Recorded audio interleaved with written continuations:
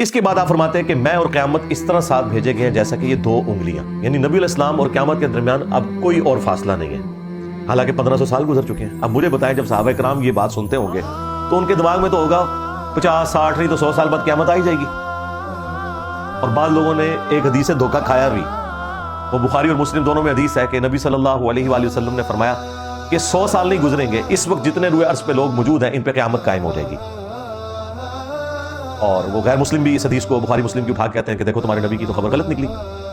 حالانکہ اس کے کئی ایک طرق موجود ہیں بخاری مسلم میں، اور اس میں ایک طریق کے اندر عبداللہ ابن عمر رضی اللہ تعالیٰ عنہ، حالانکہ وہ 100 سال پورے ہونے سے پہلے ہی شہید ہو گئے 74 ہجری میں، نبی علیہ السلام کی وفات کے بعد 63 ایئرز تک زندہ رہے، ابھی 100 سال پورے نہیں ہوئے۔ یا تو ہوتا نا کہ 100 سال پورے ہو جاتے تو پھر آپ کہیں گے عبداللہ بن عمر نے تعویل کر دی باطل، نہیں، ابھی 40 سال پڑے ہوئے ہیں۔ اور وہ جب یہ حدیث بیان کرتے تھے تو وہ ساتھ بتاتے تھے کہ نبی علیہ السلام نے فرمایا تھا کہ جو اس وقت لوگ موجود ہیں ان پر قیامت قائم ہو جائے گی، مراد یہ کہ یہ قرن ختم ہو جائے گا، یہ زمانہ ختم ہو جائے گا اور اگلی جنریشن سٹارٹ ہو جائے گی۔ آلموسٹ 100 سال کے اندر ایک جنریشن شفٹ ہو جاتی ہے دوسری میں۔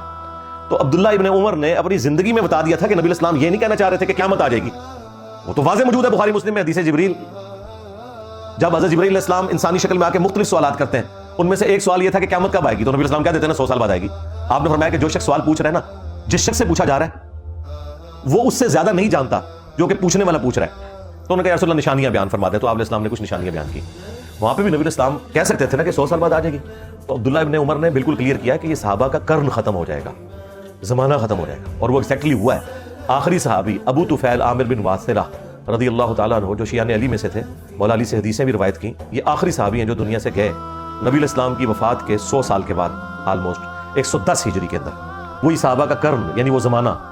100 سال میں ختم ہو گیا، یعنی صحابہ کرام اور ان کے زمانے کے لوگوں کے اوپر قیامت قائم ہوگی، کیونکہ مرتے قیامت شروع ہوگی نا ان کی۔ اس سے مراد وہ بڑی قیامت نہیں ہے،